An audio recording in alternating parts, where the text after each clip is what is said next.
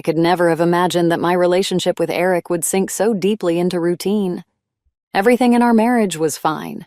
At least, that's how it seemed from the outside. No one would have said there was anything we needed to fix. Cozy house, successful careers, and adopted sons we raised as our own. But behind this external idol hid something I hadn't felt in a long time. Passion, the spark that once connected us. Eric was always driven. We met in university when he was already building plans for a brilliant future. I always supported him, inspired him, believing that our union was a team ready for any challenge. And here we were, years later, his career soaring while I seemed to fade into the background. Our conversations turned into brief discussions about chores or weekly plans, dinners into perfunctory phrases exchanged across the table. Passion? It vanished like smoke from our lives, leaving behind only a faint aftertaste of what once was. Our adopted sons, Max and Lucas, came back home after a long absence.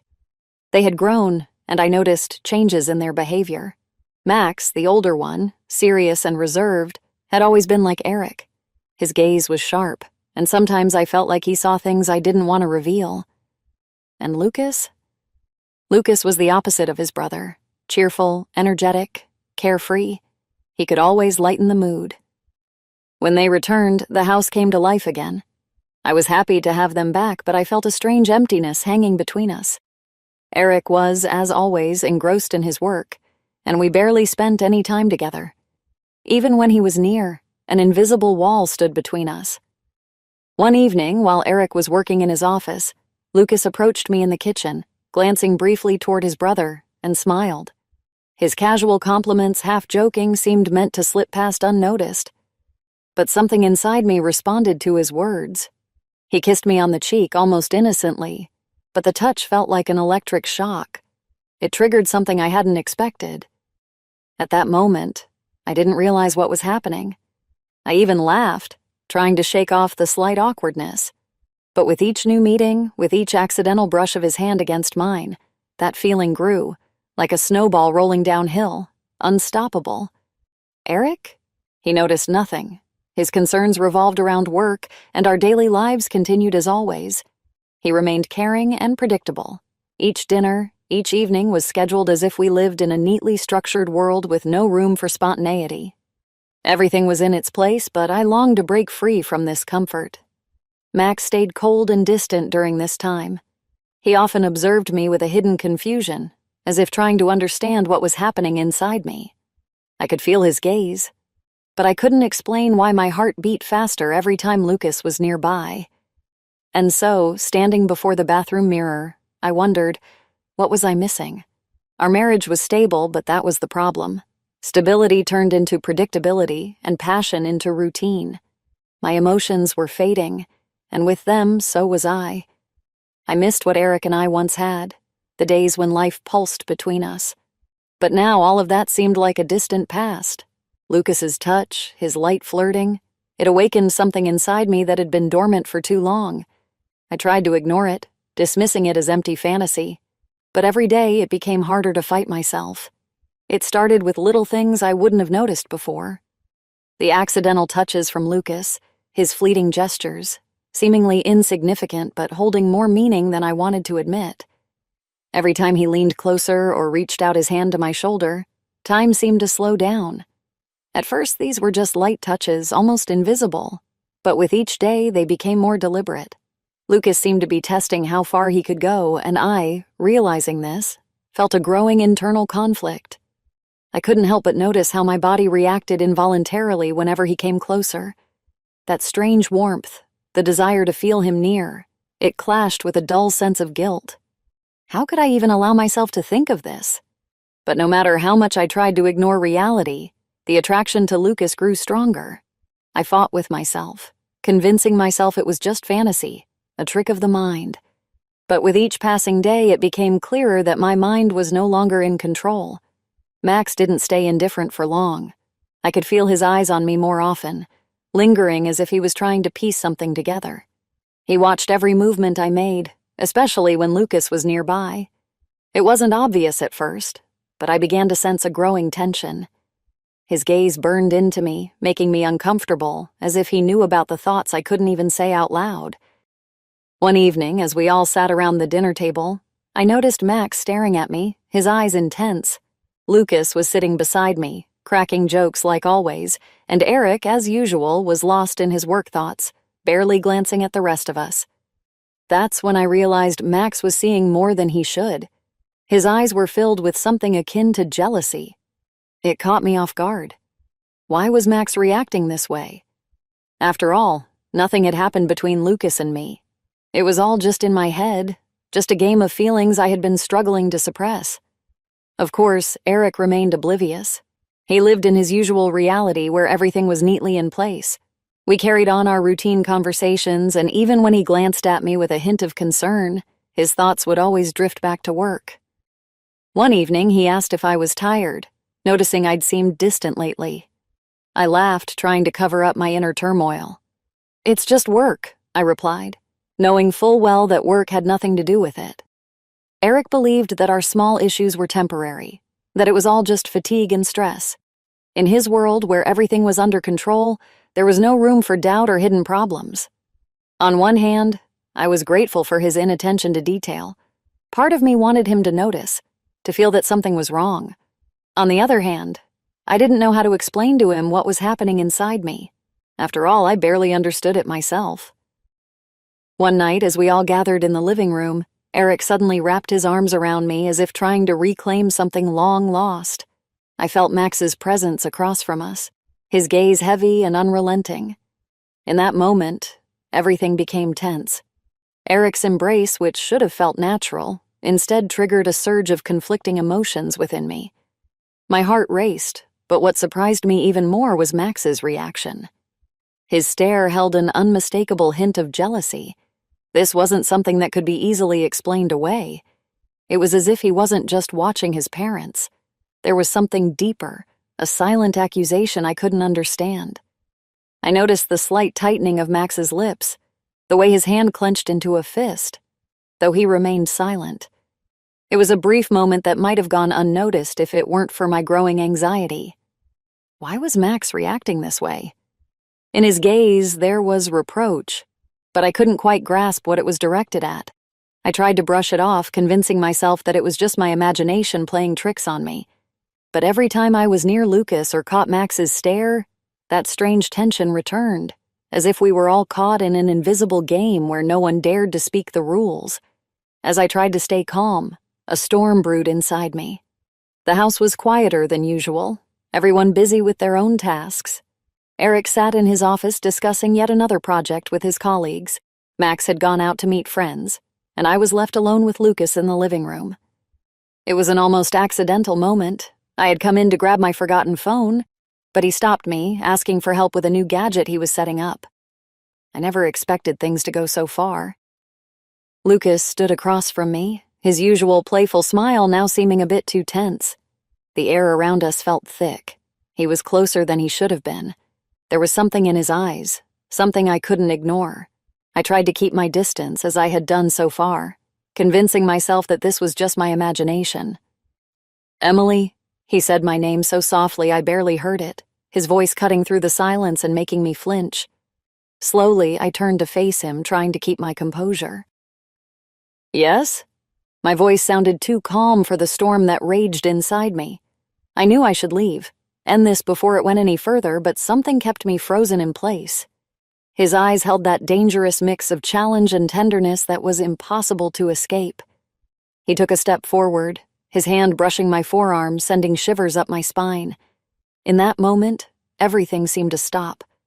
I knew this was wrong, that I shouldn't be there, that I shouldn't let him get this close. But with each of his steps, my thoughts shattered, leaving only one thing, an overwhelming desire that had been dormant for too long. "Lucas," I whispered, a weak attempt to stop him, but even my voice lacked conviction. I tried to step back but bumped into the edge of the table. He moved closer, his face now so near I could see every detail of his features. I didn't have time to react when he leaned in, his lips brushing mine in a light but insistent kiss. It was sudden, and at the same time inevitable. My heart raced as I struggled to resist, but I couldn't. It all happened too fast. My first instinct was to pull away, to stop this insane moment, to say that this was a mistake. But something inside me snapped, and I let myself forget everything, if only for a moment. His lips were warm, full of the fire I hadn't felt in years. Before I realized it, my hands were on his shoulders, and I was kissing him back. It felt so wrong, but I couldn't stop. The kiss lasted longer than it should have. Time seemed to disappear, leaving only the intensity of what I was feeling. I knew this had to end, but something stronger than reason kept me in the moment. The passion that had been buried by years of routine had finally found its way out. When I finally pulled away, my breath was ragged, and I realized what I had done. The room was silent again, but this time it was filled with tension and a crushing sense of guilt that washed over me like cold water. Lucas stood still, his face still too close, his eyes shining with adrenaline. I couldn't speak, just stared at him, unable to believe what had just happened. "Emily," he whispered, his voice barely audible, as if he couldn't believe he had done it either. I stepped back abruptly, closing my eyes for a second, trying to regain control of the situation. My mind was in chaos. What had I just done? Why didn't I stop when I had the chance? A wave of guilt swept through me. This wasn't just a kiss. It was a line I should never have crossed. "This is a mistake," I finally breathed, finding the strength to speak. "We can't—" I trailed off, unable to finish. Lucas looked at me, his eyes full of mixed emotions, confusion, excitement, surprise, but there was no regret, and that scared me more than anything. "I know," he said calmly, but his eyes said something else. He didn't want this to be a mistake. There was danger in that, a danger I felt in every fiber of my being. I knew I couldn't stay there. I had to leave. Breathing heavily, I turned and hurried out of the room, feeling my legs almost give out from the tension. In the hallway, I paused for a moment, covering my face with my hands. What now? How could I go back to my old life after crossing this line? Behind the door, I heard Lucas remain where he was. I didn't know what would happen next, but one thing was clear. This moment had changed everything. The attraction I had tried so hard to suppress had now been unleashed, and no matter how hard I tried to justify myself, his image wouldn't leave my mind. When I returned to the bedroom, Eric was already in bed. He looked tired, but his gaze lingered on me longer than usual. "Is everything okay?" he asked, and his question cut through my nerves. I forced a smile. "Yes, just a bit tired," I replied, trying to hide the storm that raged within me. But I could feel that he had begun to notice the changes in me. Too much had changed over the last few days, and now it was becoming harder and harder to keep it hidden. Every time I was alone with Lucas, my thoughts drifted to places I tried not to go. Since that kiss, something had shifted between us. I tried to convince myself that it was just a moment of weakness, a mistake that could be forgotten. But it was harder than I thought. Lucas didn't seem to forget the kiss either. His behavior changed. He became more confident, more daring. There was something in him that both frightened and attracted me at the same time. Lucas no longer kept his distance. Now he sought my gaze, held it longer than necessary, and his accidental touches felt intentional. I had no idea that he told Max. To me, that kiss remained our secret, something I desperately wished I could erase from memory, but that had already taken root inside me. But Lucas wasn't as restrained. At some point, he shared it with Max, boasting as if he had achieved something monumental.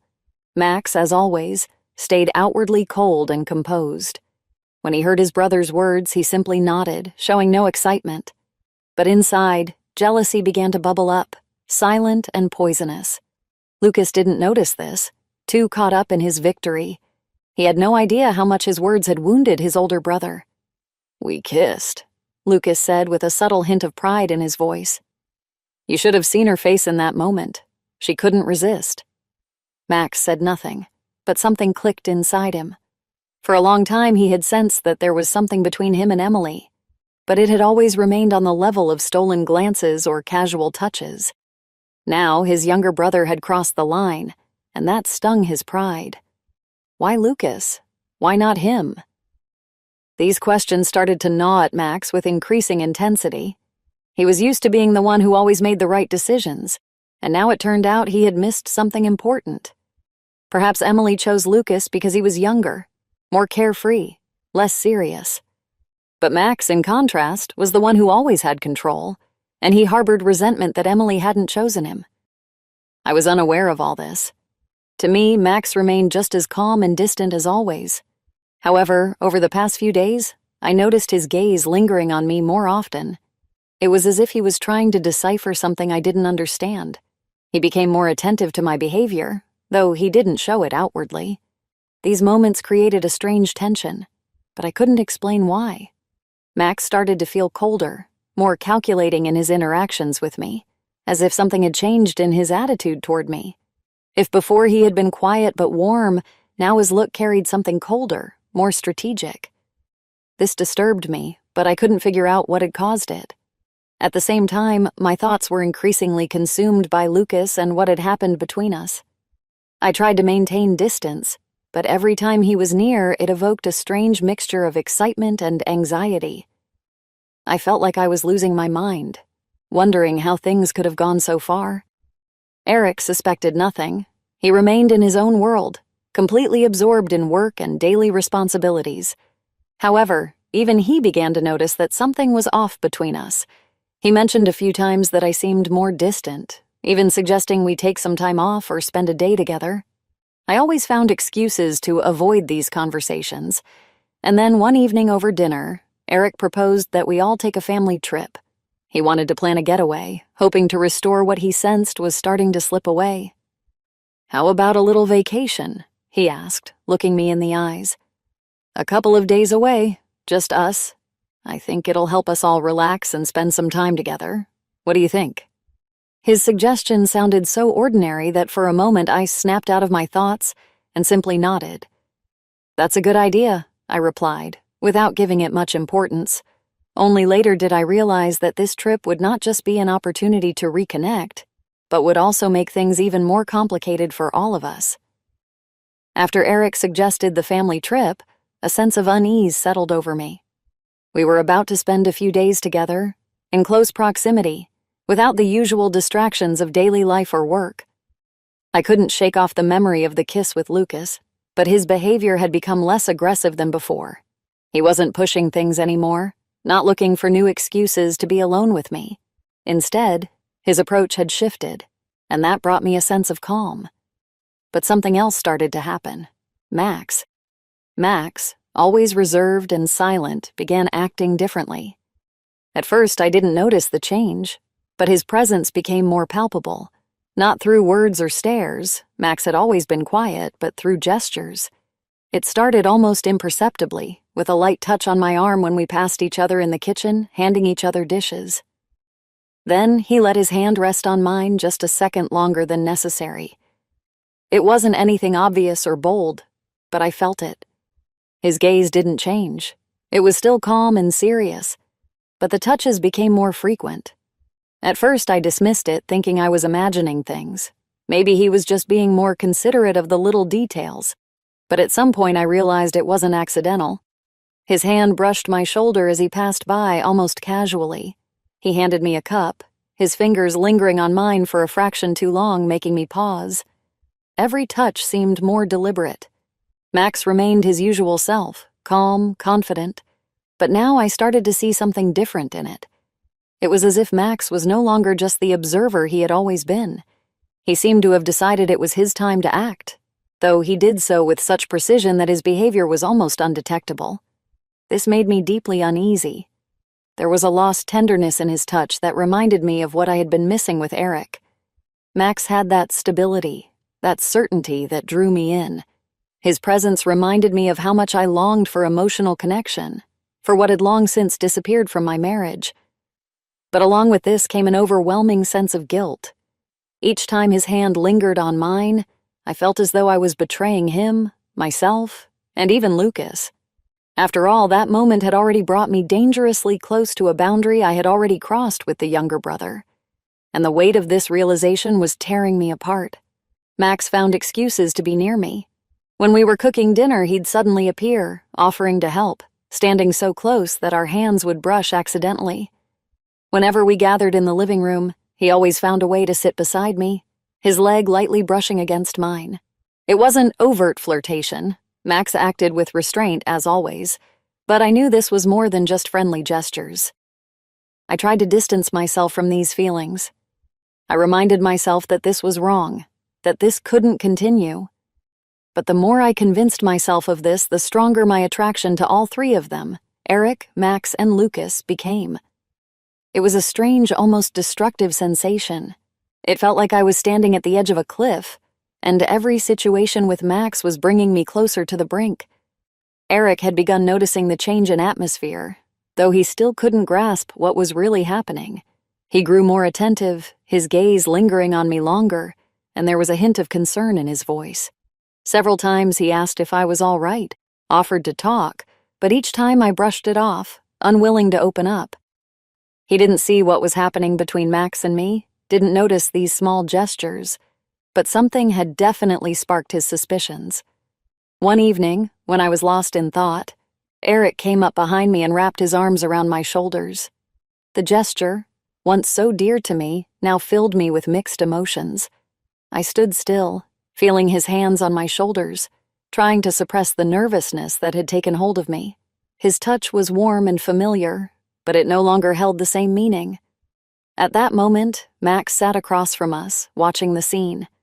I caught his gaze, and for a brief moment I froze. His eyes held nothing but cold observation. He watched Eric embrace me, and that look brought back all my anxiety. It was as though he wasn't just looking. He was waiting for something, and what he was waiting for terrified me the most. Max said nothing, but his behavior grew more persistent, though it remained within the boundaries of what was socially acceptable. He didn't do anything that could be considered an overt advance, but each touch became more obvious to me, like a secret code we both understood but didn't dare speak aloud. With every new touch, it became harder for me to resist the growing attraction. At the same time, I knew this couldn't continue. Inside me, a battle raged. On one side, the growing pull toward these two men, and on the other, the gnawing guilt I felt toward Eric. My desire was breaking down the walls I had built over the years, and I didn't know how to fight it. Eric, meanwhile, continued trying to maintain the illusion of a normal life. But I knew his concern was an attempt to mask his own doubts. He couldn't explain to himself what was happening, but his intuition was telling him that something was wrong. And I felt that everything happening around us was becoming more dangerous by the day. The family trip, which Eric had initially proposed as a way to rekindle our closeness, now seemed like a good idea on the surface. He sincerely wanted to restore the bond that had somehow slipped away over time. As always, he managed to stay calm and organized, even as everything around me felt like chaos. I agreed to the trip, hoping that perhaps a change of scenery would help me gather my thoughts, give the storm inside me a chance to settle. However, the closer we came to the day of departure, the more I felt like I was losing control. Lucas, sensing that I had weakened my internal barriers, started flirting again. His compliments, initially innocent, became more pointed. We spent a lot of time together, packing and discussing the trip's details. He was always nearby, sometimes unobtrusively, but always close enough that his presence became overwhelming. Every word, every glance seemed to push me further down the slippery slope I had already begun to slide down, and I couldn't stop. We laughed, joked. He touched my hand under the pretext of helping, and this all played out in the mundane, but every time I felt the tension growing inside me. Each of our conversations was not just words, but part of some game in which we both knew the rules but couldn't speak them aloud. It terrified me and lured me in at the same time.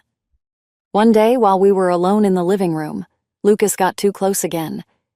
He looked at me in a way that made my breath catch. "We understand each other so well," he said with a slight smirk, and there was more in his voice than just a friendly joke. He leaned in and I felt myself freeze. It was just a gesture. He reached out to help me gather some papers I had dropped. But in that moment, our breathing became one, and I felt again what I had been trying to suppress. "Lucas," I whispered, stepping back. But there was no strictness or distance in my voice, just confusion. He only smiled, and I realized we had gone too far.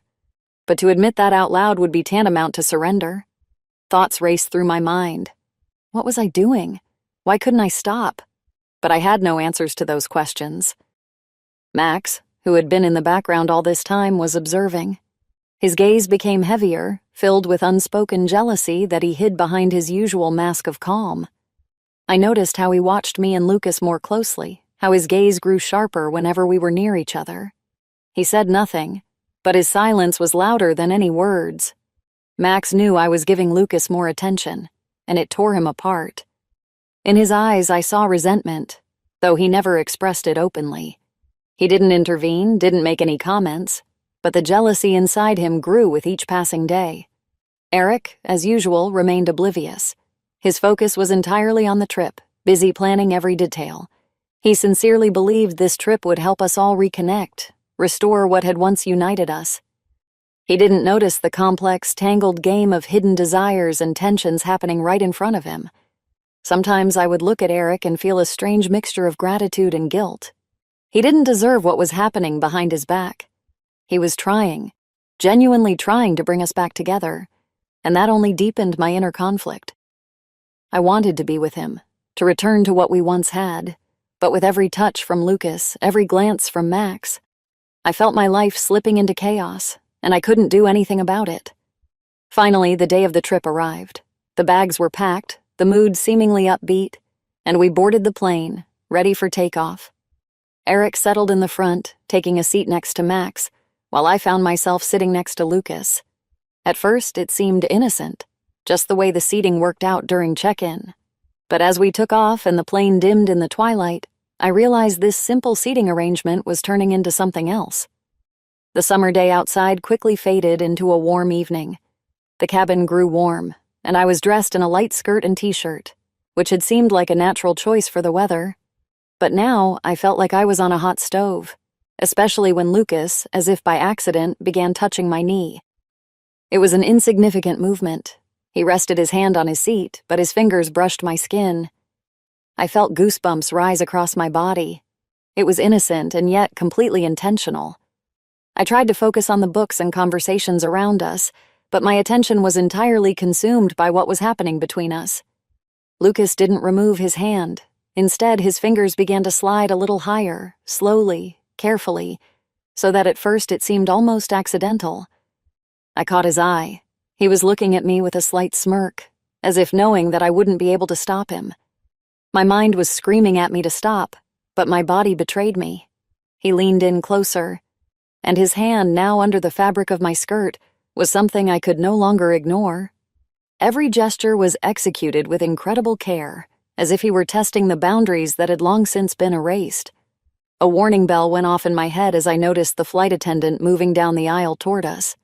My pulse quickened, and I reflexively grabbed Lucas's hand, trying to stop him before anyone noticed.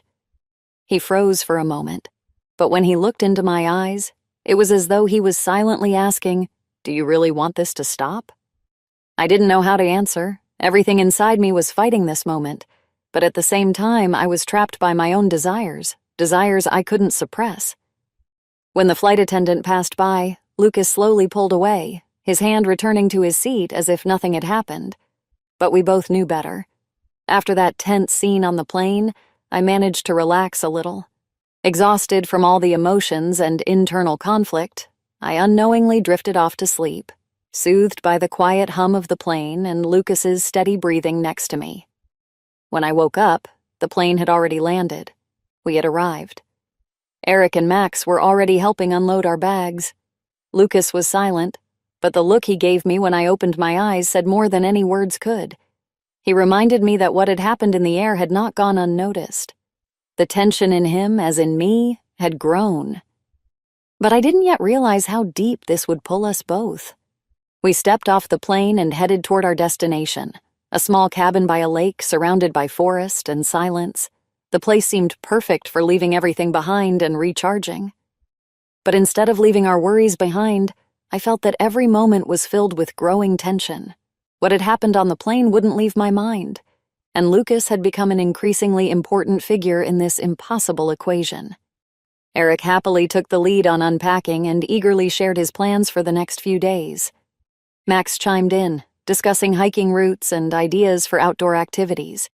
Their conversations sounded normal, every day even, but I couldn't focus on the details. My thoughts were completely occupied by Lucas, who stayed close by, occasionally throwing quick glances my way, filled with memories of what had happened. Eric, as always, was absorbed in caring for us, not noticing that I was no longer the person I once was. I tried to follow the rhythm of the trip, but my attention remained completely fixed on Lucas and the growing tension between us both, the realization that things were slipping further out of control. We spent more time together, and every interaction seemed to add fuel to the fire. Max couldn't help but notice. Though he said nothing, his tense stares and the subtle shifts in his behavior made it clear he was becoming suspicious. His jealousy, though hidden, was becoming more palpable. He watched us but didn't intervene. It was a strange feeling. I knew he understood more than he let on, but he either feared or refused to express what he was feeling. His silence was torturous, and I sensed something inside him was about to snap. Meanwhile, Eric continued in his role as the devoted husband, sincerely trying to make this trip the perfect bonding experience.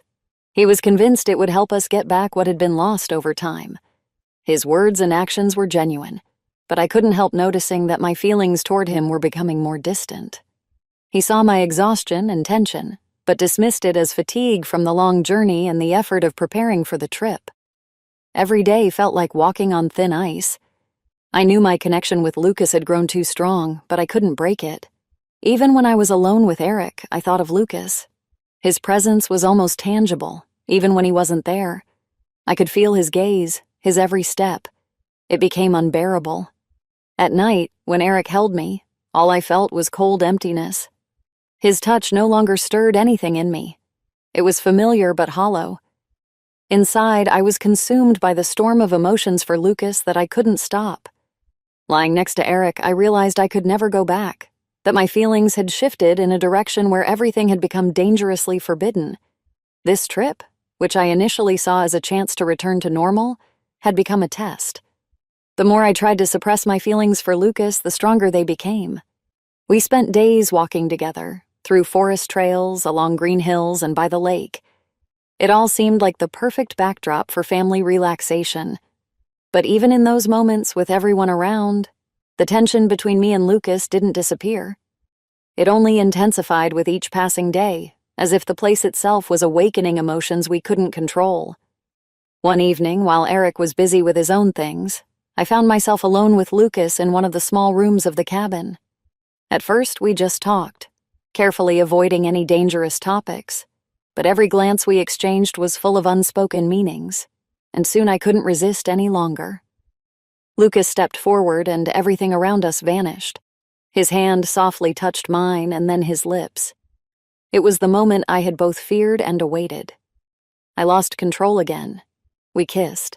His touch was firm but not rough, and I allowed myself to surrender for just a moment. But as our kiss deepened, I heard a faint creak.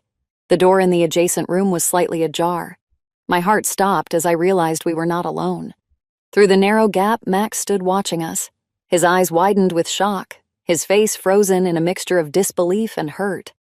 He remained completely still, as if trying to process what he was seeing. Max had seen everything. Time seemed to stand still. I pulled away from Lucas, my mind racing in panic. My heart pounded in my chest, and Lucas, still close, hadn't yet registered what was happening. But Max's expression spoke louder than words. He understood now. He realized that what he had suspected wasn't just a product of his imagination. Without a word, Max quietly backed away, retreating as though he couldn't bear to see more. I was left standing there, frozen with dread. I didn't know what Max would do. Would he confront us? Tell Eric? Or would he hold it inside, letting it eat away at him? The fear of being exposed, the terror of what Max had witnessed gripped me tightly. Lucas finally noticed my tension and looked toward the door, understanding too late. "Max?" he muttered, still not fully comprehending the gravity of the situation. I couldn't move. I felt the weight of what had just happened crashing down on me. Not only had I crossed the line with Lucas once again, but now Max knew. I had betrayed both of them, and the thought of Eric finding out loomed over me like a dark cloud. "We need to stop this," I whispered, more to myself than to Lucas, but my voice trembled with fear. "This can't go on." Lucas, still caught in the moment, frowned slightly but didn't respond. The intensity of his desire for me hadn't waned, but the reality of Max's presence had shattered any illusion of secrecy. I rushed out of the room, my mind spinning with guilt, shame, and dread. How had I allowed this to happen? How had I let things spiral so far out of control? Over the next few days, the tension between me and Max grew unbearable. He didn't say a word about what he had seen, but his silence spoke volumes. He was distant, colder than before, and his eyes held a deep-seated bitterness. Every time we were in the same room, I could feel his quiet anger, his unspoken resentment. Max wasn't going to confront me directly, but I knew he wouldn't stay silent forever. The most agonizing part was watching Max interact with Eric, pretending as if nothing had changed. But I could see the strain behind his facade. He was torn between his loyalty to his father and the overwhelming jealousy that gnawed at him. Every glance he shot at me when Eric wasn't looking burned with an intensity that made me feel like I was standing on the edge of a cliff, waiting for the inevitable fall.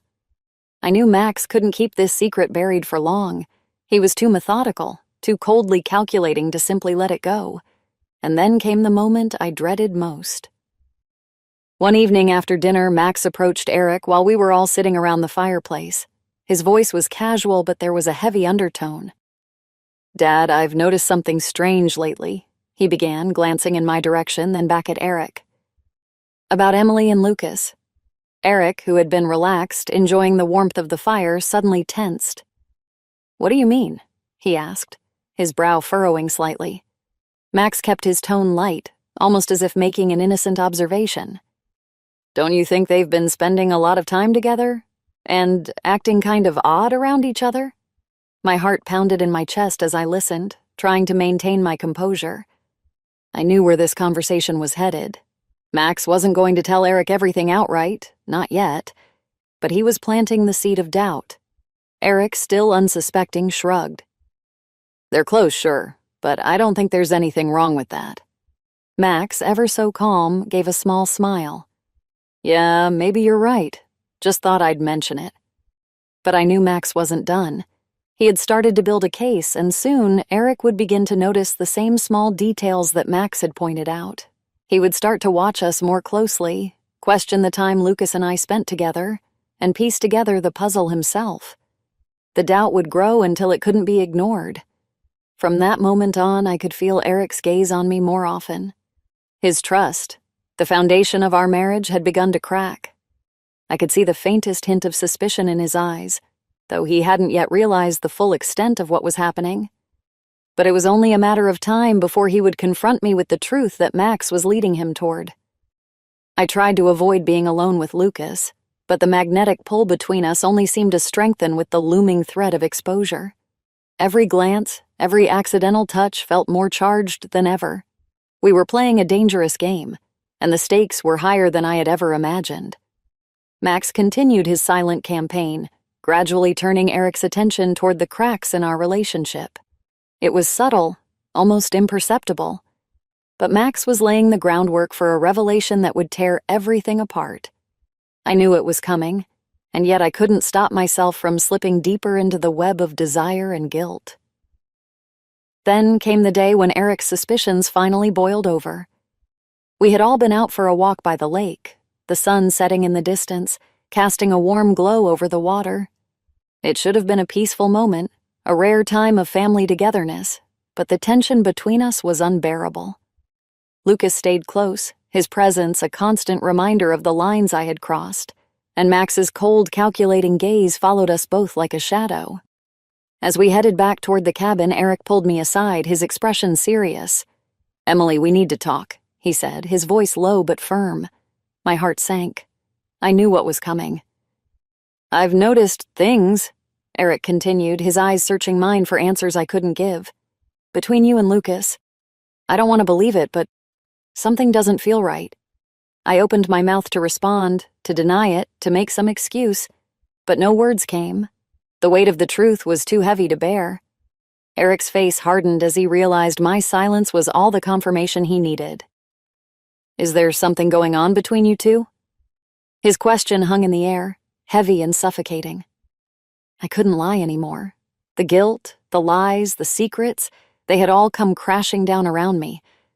Tears welled in my eyes as I finally spoke the words I had been dreading. "Eric, I'm so sorry. I didn't mean for any of this to happen." His face twisted in pain as the truth hit him like a blow. For a moment, he said nothing, just stared at me as if trying to comprehend the betrayal. The man who had always trusted me, who had believed in us, now saw me for what I had become. A stranger who had destroyed everything we had built. Without another word, Eric turned and walked away, leaving me standing there, alone with my guilt and the wreckage of our marriage. That evening, the cabin was eerily silent. No one spoke. Max avoided eye contact with me, though I could sense a cold satisfaction in the way he carried himself. He had gotten what he wanted. Eric knew the truth now, and there was no going back. Lucas tried to speak to me later that night, but I couldn't face him. Everything had fallen apart, and I no longer knew how to navigate the ruins of what we had once been. Eric packed his things the next morning, the silence between us more painful than any argument could have been. He didn't rage, didn't accuse. He simply left, taking with him the last remnants of trust and love we had shared. As the door closed behind him, I was left alone in the empty cabin, the weight of my decisions crashing down on me. I had lost everything: Eric, our family, and the future we had built together. Max and Lucas remained, but the damage was done. We were no longer a family but a group of broken people, bound together by betrayal and resentment.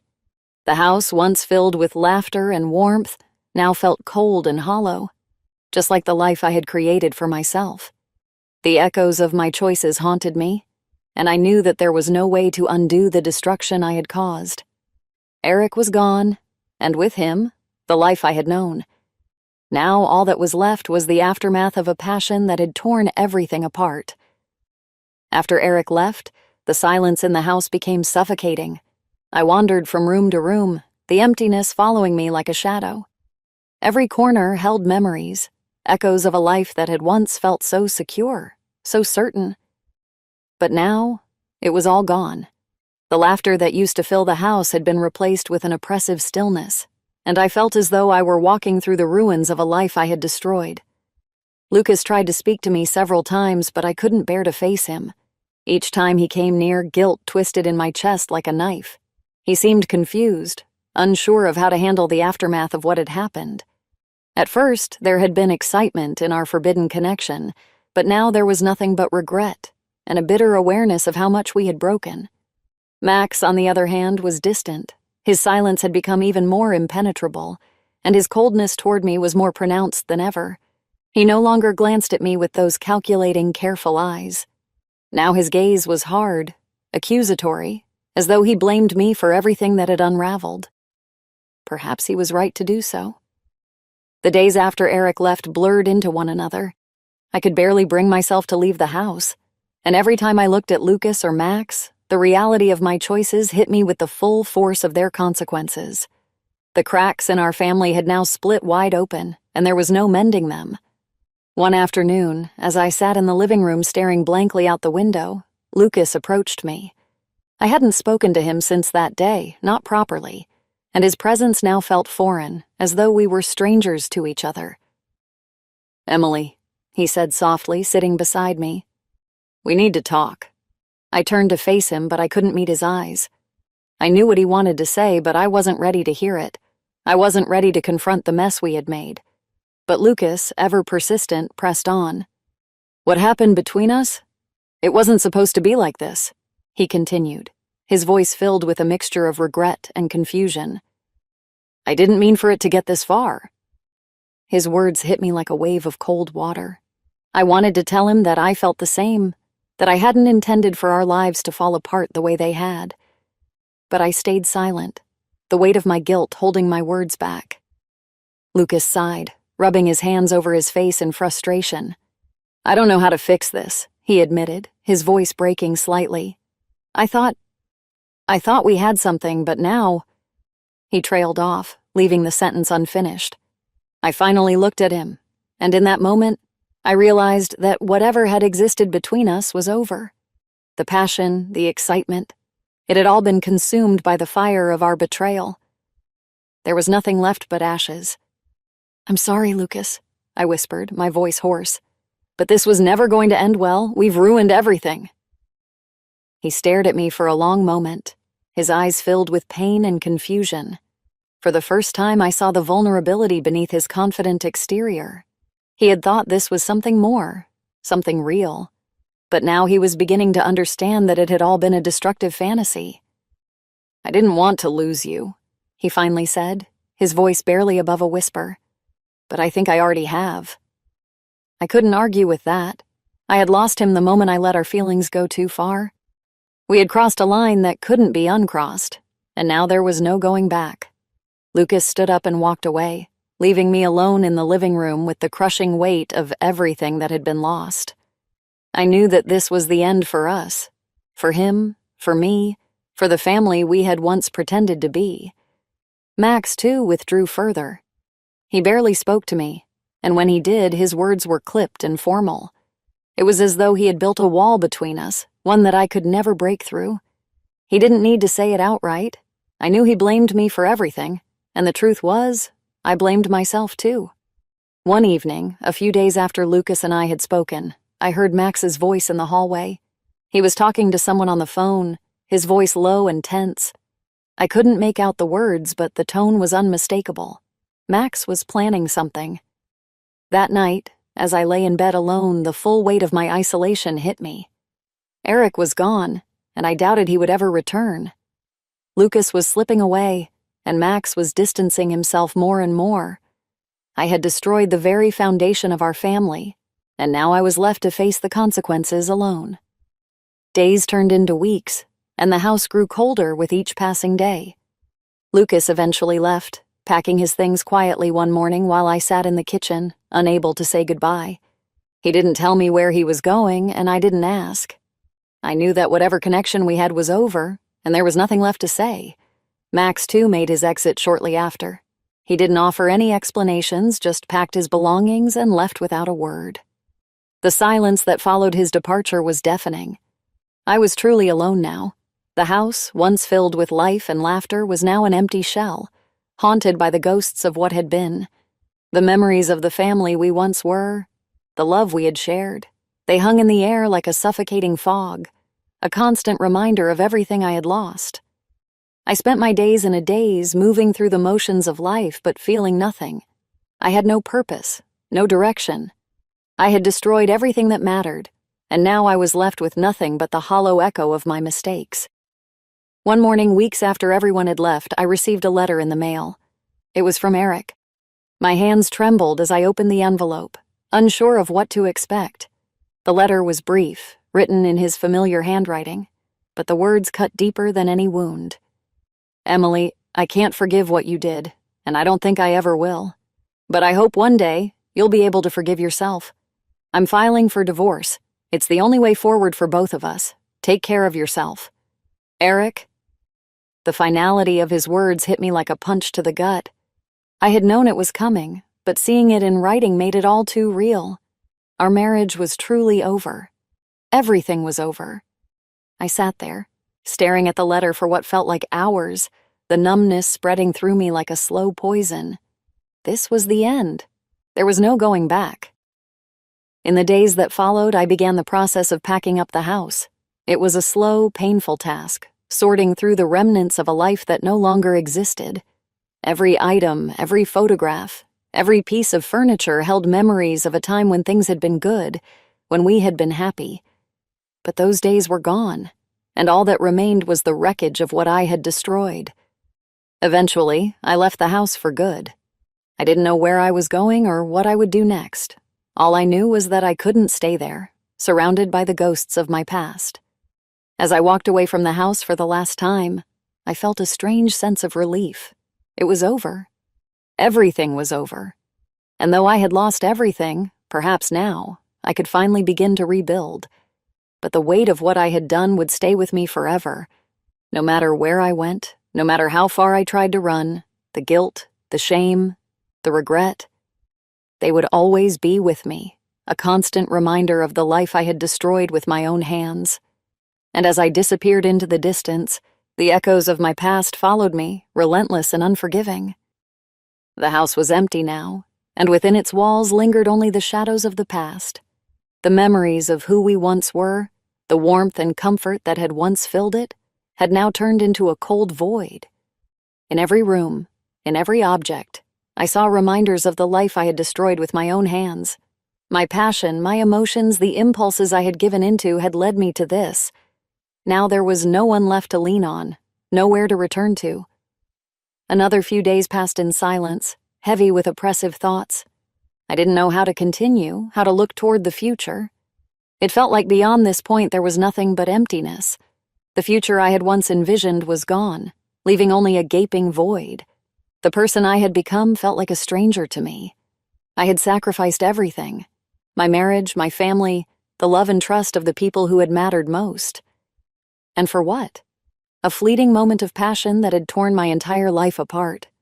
Each day felt heavier than the last, the weight of my decisions suffocating me. I tried to distract myself, to fill the silence with anything that could numb the pain, but it was futile. The guilt followed me everywhere, like an inescapable shadow. Even when I closed my eyes at night, I couldn't escape the memories of everything I had done. Eric's absence was a constant reminder of the finality of it all. The life we had built together, the years of companionship, were now nothing more than distant memories. I had destroyed the foundation of our relationship, and no amount of regret could change that. He had moved on, and I knew he was never coming back. The divorce papers were just the formal conclusion to what had already been shattered. Max and Lucas, too, were gone.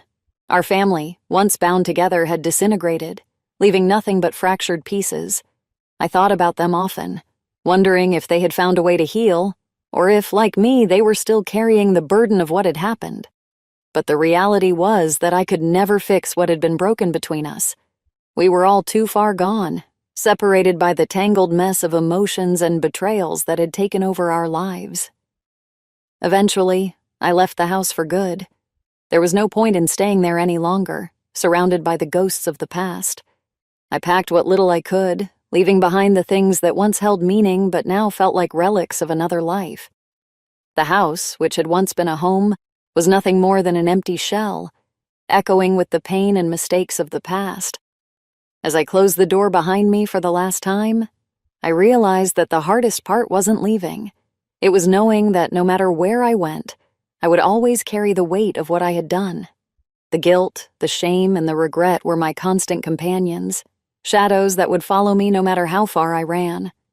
Walking away from that house, I didn't feel the relief I had hoped for. Instead, there was only a hollow ache, a quiet acceptance that this was the life I had created for myself. I had made my choices, and now I had to live with the consequences.